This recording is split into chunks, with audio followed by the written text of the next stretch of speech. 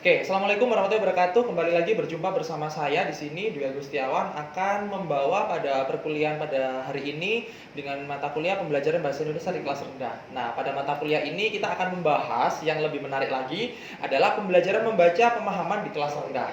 Ya, kita sebagai seorang guru kita juga harus tahu bagaimana cara mendidik anak siswa di kelas rendah, mulai dari kelas 1, kelas 2, dan kelas 3. Nah, itulah di sini kita akan membaca yang paling penting adalah membaca pemahaman di kelas rendah. Nah, yang pertama di sini ada ruang lingkup membaca pemahaman di kelas rendah. Nah, membaca pemahaman salah satu keterampilan yang sangat penting untuk dikuasai oleh setiap individu. Nah, membaca itu sendiri adalah kegiatan yang dilakukan dengan menggunakan indera mata untuk melihat dan memahami isi kata-kata yang disampaikan oleh penulis. Tarigan 2008 halaman 7 mengungkapkan bahwa membaca adalah proses yang dilakukan serta digunakan oleh pembaca untuk memperoleh pesan yang hendak disampaikan oleh penulis melalui media kata-kata atau bahasa tulisan. Nurgiantoro 2008 juga mengungkapkan bahwa membaca merupakan kegiatan untuk mendapatkan makna dari apa yang ditulis dalam teks.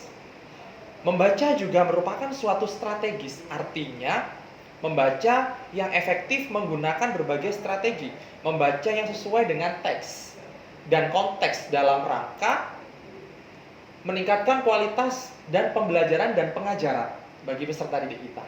Nah, yang selanjutnya bisa kita lihat di sini di layar monitor ya. Nah, hakikat membaca pemahaman. Hakikat membaca pemahaman di sini adalah kemampuan membaca merupakan suatu kemampuan dalam memahami informasi atau wacana yang disampaikan penulis melalui tulisan.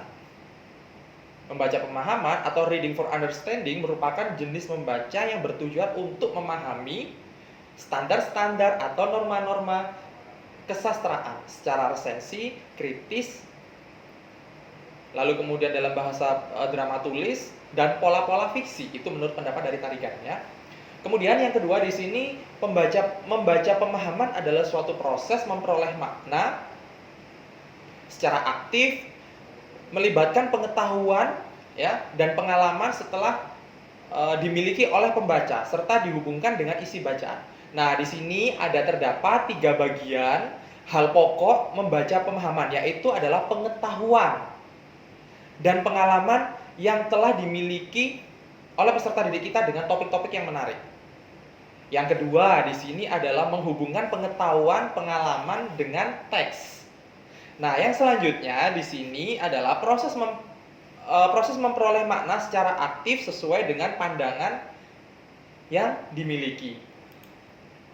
Nah, membaca pemahaman di sini memiliki tujuan untuk memperoleh pengetahuan, pemahaman, serta dikatakan memahami bacaan secara baik apabila memiliki kemampuan untuk menangkap arti kata dan mengungkapkan yang digunakan penulis. Nah, kemampuan menangkap makna tersirat dan tersurat, dan makna yang tersirat itu adalah kemampuan membuat sebuah kesimpulan. Nah, di sini yang harus kita ketahui yang sudah ada di layar monitor ya, prinsip membaca pemahaman itu sendiri adalah pemahaman merupakan sebuah proses konstruktivistik sosial. Keseimbangan kemahiran aksaraan adalah kerangka kerja kurikulum yang membantu perkembangan dalam pemahaman. Nah, di sini peran guru yang utama sebagai pembaca, di sini kita harus mengetahui kondisi peserta didik kita. Sudah siap apakah belum dalam sebuah proses pembelajaran tersebut? Kemudian prinsip membaca pemahaman yang selanjutnya adalah perkembangan kosakata dan pembelajaran yang mempengaruhi pemahaman membaca pemahaman itu sendiri. Yang selanjutnya di sini adalah strategi dan keterampilan membaca bisa diajarkan kepada peserta didik kita. Yang selanjutnya adalah adanya sebuah asesmen yang dinamis yang menginformasikan pembelajaran membaca pemahaman itu kepada peserta didik kita. Nah, teknik membaca pemahaman di sini adalah yang pertama yang harus kita ketahui adalah dalam rangka memahami bahan bacaan, ada beberapa teknik yang perlu dilakukan oleh pembaca untuk menemukan informasi. Di sini fokus secara efisien menurut Dalman ya, tahun 2013 di sini ada beberapa teknik membaca yang digunakan, yaitu Yang pertama teknik membaca pemahaman. Yang pertama adalah baca pilih, yaitu pembaca memilih bahan bacaan, bagian bacaan yang dianggap relevan atau berisi informasi yang fokus yang sudah ditentukan. Yang kedua di sini adalah bacaan lompat. Baca lompat ya, maksudnya seperti itu, yaitu pembaca dalam menemukan bagian-bagian yang relevan yang melampaui atau melompati bagian-bagian bacaan itu. Kemudian yang ketiga di sini adalah baca layap, yaitu pembaca dengan cepat untuk mengetahui isi secara umum dalam suatu bacaan tersebut. Yang keempat di sini adalah baca tatap, yaitu membaca dengan cepat dan memusatkan perhatian untuk menemukan bagian bacaan yang berisi informasi fokus yang telah ditentukan. Nah, itulah tadi terkait dengan pemaparan dari apa yang tadi sudah saya sampaikan ya. Kemudian di sini yang selanjutnya adalah teknik yang perlu dilakukan dalam membaca pemahaman adalah sebagai berikut. Nah, di sini kita sebagai seorang calon guru juga kita harus mengetahui teknik-teknik apa sih kira-kira yang harus ditentukan dalam sebuah membaca pemahaman kita di siswa kelas rendah ya. Yang pertama di sini adalah menentukan sebuah tujuan membaca untuk direview. Artinya, membaca itu selayang pandang ya. Yang kedua, di sini pembaca secara keseluruhan isi bacaan dengan cermat sehingga pembaca dapat menemukan ide pokok yang tertuang dalam setiap paragrafnya. Yang ketiga, di sini menemukan kembali isi bacaan dengan menggunakan kalimat dan kata-katanya sendiri sesuai dengan apa yang dia pahami. Begitu, itulah tadi teknik-tekniknya ya. Lalu kemudian di sini yang keempat yang ada di layar monitor juga ya. Di sini langkah-langkah implementasi membaca pemahaman dalam teknik skema adalah sebagai berikut. Nah, yang pertama yang harus dipersiapkan di sini adalah guru dan siswa berdiskusi tentang materi yang akan diberikan. Yang kedua, di sini guru memberikan petunjuk berupa daftar petunjuk dan gambar yang ada hubungannya dengan materi bacaan dan skema pemikiran siswa. Yang ketiga, di sini siswa membaca teks dan dilanjutkan dengan menuliskan kata-kata yang dianggap sukar. Yang keempat, di sini siswa mengungkapkan ide-ide pokok dalam setiap masing-masing paragraf. Yang kelima, di sini siswa menceritakan kembali isi teks dengan menggunakan bahasanya sendiri. Ya, jadi dengan cara itulah langkah-langkah dalam menerapkan membaca pemahaman itu dengan menggunakan teknik yang sudah saya sampaikan tadi bisa dilaksanakan di kelas pada saat guru memberikan tugas kepada peserta didiknya tentang membaca pemahaman kepada anak-anak kita ya pastinya. Kemudian di sini ada jenis-jenis membaca pemahaman. Apa sih kira-kira jenis-jenis membaca pemahaman itu? Yang pertama di sini adalah pemahaman literal ya. Itu. Kemudian yang kedua adalah pemahaman interpretatif. Itu. Yang ketiga adalah pemahaman kritis ya. Yang selanjutnya adalah pemahaman kreatif. Nah, itu semuanya menurut pendapat dari para ahli yang sudah ada di layar monitor kalian. Nah, selanjutnya di sini ada tahapan-tahapan dalam membaca pemahaman. Nah, ini menurut Rahim dari tahun 2007, proses pelaksanaan pembelajaran membaca pemahaman meliputi 3 tahapan, yaitu tahapan prabaca, tahapan saat baca, dan tahapan pada saat tahap pasca baca.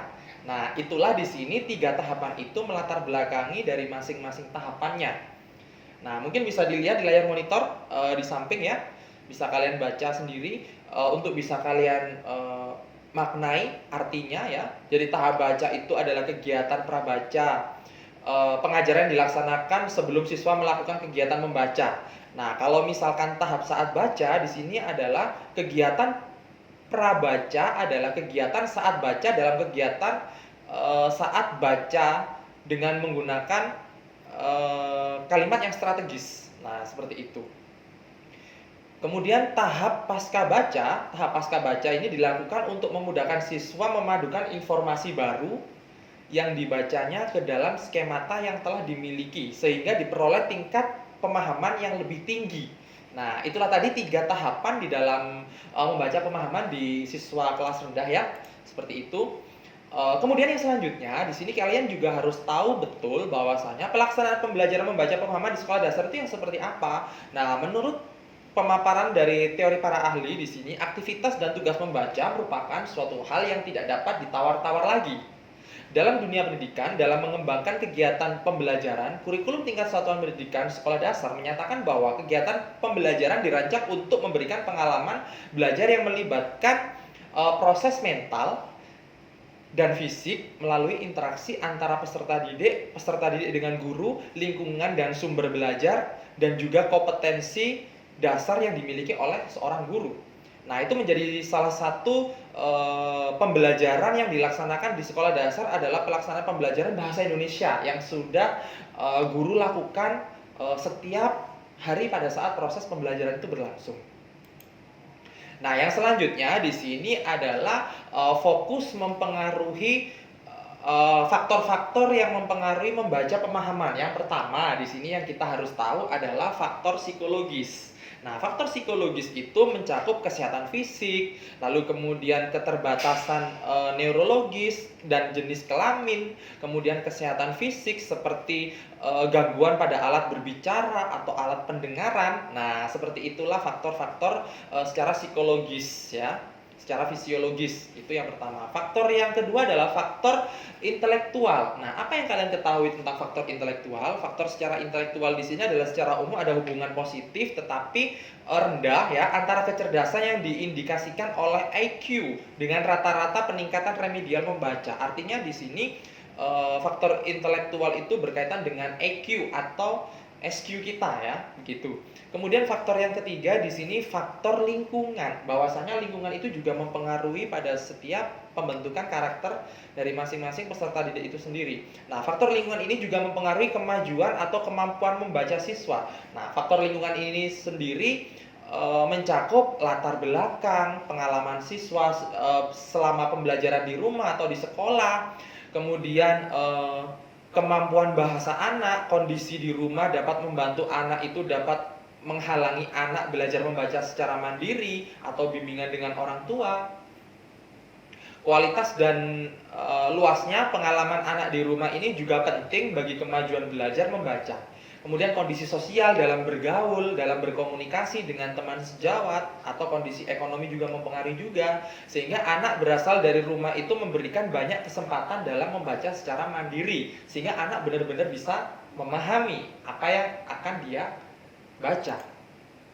Nah, selanjutnya di sini ada faktor selanjutnya adalah faktor psikologis ya. Faktor ini yang mempengaruhi kemajuan kemampuan membaca anak adalah faktor psikologis. Yang pertama di sini adanya unsur motivasi, adanya unsur minat. Lalu kemudian ada kematangan sosial emosional atau penyesuaian diri siswa secara psikologis. Nah, seperti itulah terkait dengan faktor-faktor yang mempengaruhi dari beberapa serangkaian pemaparan tadi. Kemudian yang selanjutnya di sini bahan tes kemampuan membaca menurut para ahli di sini menyatakan bahwa tes kemampuan membaca dimaksudkan untuk mengukur kemampuan siswa di dalam memahami isi atau informasi yang terdapat dalam bacaan. Oleh karena itu, bacaan itu atau wacana yang diujikan hendaknya mengandung informasi yang menuntut untuk dipahami atau pemilihan wacana hendaknya dipertimbangkan dari segi tingkat kesulitan, panjang pendeknya isi atau kata atau kalimat, atau jenis pendeknya wacana. Nah, itulah bahan tes kemampuan membaca kenapa seorang guru itu juga harus wajib memberikan tes evaluasi penilaian kepada siswanya untuk membaca pemahaman di tingkat kelas rendah. Nah, kemudian selanjutnya adalah di sini ada jenis-jenis keterampilan membaca di kelas rendah. Yang pertama di sini ada membaca permulaan, yang kedua ada membaca nyaring, yang ketiga ada membaca lancar, yang keempat ada membaca lanjut, yang kelima ada membaca pemahaman. Yang keenam adalah membaca sekilas, yang ketujuh adalah membaca cepat, ya. Yang kedelapan adalah membaca indah. Yang mungkin bisa disampaikan pada saat anak disuruh untuk membaca puisi, anak disuruh untuk mengapresiasikan membaca dongeng ataupun drama. Nah, dari itulah jenis-jenis keterampilan membaca di kelas rendah yang mungkin barangkali kita sebagai seorang calon guru SD juga harus wajib memberikan pemahaman kepada peserta didik itu supaya anak-anak di tingkat sekolah dasar itu mau dan tidak malas lagi ketika disuruh untuk membaca di depan teman-temannya atau ketika membaca di dalam kelas. Nah, kemudian di sini di dalam sajian materi membaca di kelas rendah dari kelas 1, kelas 2, kelas 3, di situ membaca itu komponennya apa saja kira-kira dalam ruang lingkup pembelajaran bahasa Indonesia di kelas rendah. Nah, seperti membaca huruf, membaca suku kata, kalimat, paragraf, atau mungkin berbagai bentuk bacaan teks atau denah, petunjuk, tata tertib, pengumuman, kamus, ensiklopedia, serta mengapresiasikan dan berkreasi sastra melalui kegiatan membaca. Hasil sastra itu berupa dongeng, cerita anak, cerita rakyat, kemudian cerita binatang, ada puisi juga di sini, kemudian ada syair, kemudian ada lagu, ada pantun, dan ada drama anak. Nah, itulah tadi sajian materi yang ada di kelas rendah, mulai dari kelas 1, kelas 2, dan kelas 3. Materi terkait dengan keterampilan membaca itu banyak sekali aspeknya ya, banyak sekali cakupan materinya. Sehingga kemampuan inilah yang harus dikuasai oleh peserta didik, tidak hanya berbicara saja, tidak hanya menulis saja, tetapi membaca pemahaman pun juga harus, siswa itu harus memahami. Nah, itulah tadi pemaparan dari saya. Semoga di video kali ini bisa bermanfaat buat kalian semuanya. Dan semoga selama masa pandemi COVID-19 ini tidak menjadikan Anda sebagai mahasiswa yang tidak aktif, kemudian pasif, ya. Tetapi tidak seperti itu. Nah, di sini kalian sebagai mahasiswa harus lebih kreatif, harus lebih kritis dalam menghadapi berbagai macam permasalahan ataupun persoalan dalam sebuah pembelajaran dalam kelas. Nah, semoga dari video ini kalian bisa bermanfaat dan kalian bisa paham. Kalian sebagai calon guru nanti ketika akan mengajar di kelas rendah, modal utamanya adalah di sini kalian harus telaten, harus tekun, harus benar-benar menguasai kondisi peserta didik kita, barulah kita menguasai kondisi pembelajaran dalam kelas itu seperti apa dan bagaimana. Maka dari itu menghadapi peserta didik kita juga harus yang benar-benar ekstra khusus, tidak hanya suara saja yang harus keras, tetapi di sini pengelolaan bagaimana cara mengkondisikan siswa dan kelasnya ya, dengan mengatur posisi tempat duduk yang menyenangkan, lalu kemudian komunikasi kita kepada anak juga harus mendukung dalam sebuah proses pembelajaran juga. Nah, semoga apa yang kita dapatkan hari ini bisa bermanfaat dan kita akan bertemu lagi di video-video yang selanjutnya, dan semoga pembelajaran ini selalu menjadi sebuah arah perubahan bagi kalian, sebuah kemajuan di dalam mengerjakan berbagai macam persoalan dalam sebuah pembelajaran. Nah, sekian dari saya. Wassalamualaikum warahmatullahi wabarakatuh, dan kita akan ketemu lagi di video-video yang selanjutnya. Terima kasih, jangan lupa untuk di subscribe. Thank you, bye bye.